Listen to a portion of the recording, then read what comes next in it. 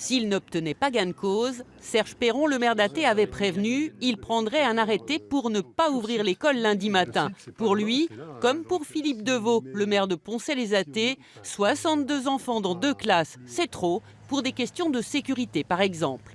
On récupère des enfants de 3 ans et faire évacuer des enfants de 3 ans, c'est pas pareil que faire évacuer des enfants de 4 ans. Ils n'ont pas les mêmes réactions, il faut plus de temps, etc. etc. Et on ne voudrait pas qu'il y ait un problème. Et on estime qu'une personne supplémentaire, donc une 3e classe, avec ça ferait des groupes de 20, serait beaucoup plus adéquate en cas de problème. D'autant que des classes comme celle-ci, dans cette école construite il y a moins de 10 ans, il y en a déjà 3 prêtes à accueillir les enfants, dont une qui ne demande qu'à être occupée.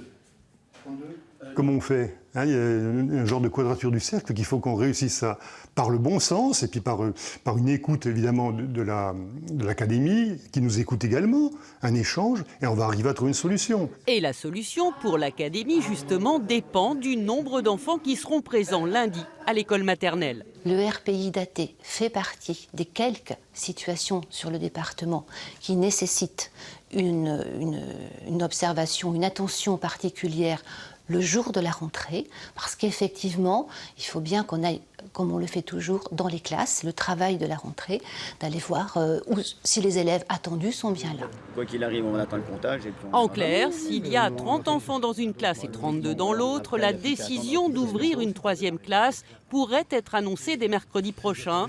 C'est ce que l'inspectrice d'académie a dit aux 3 maires du regroupement pédagogique quand elle les a reçus cet après-midi. on a été forcés et contraintes de le faire. C'est pas là l'important.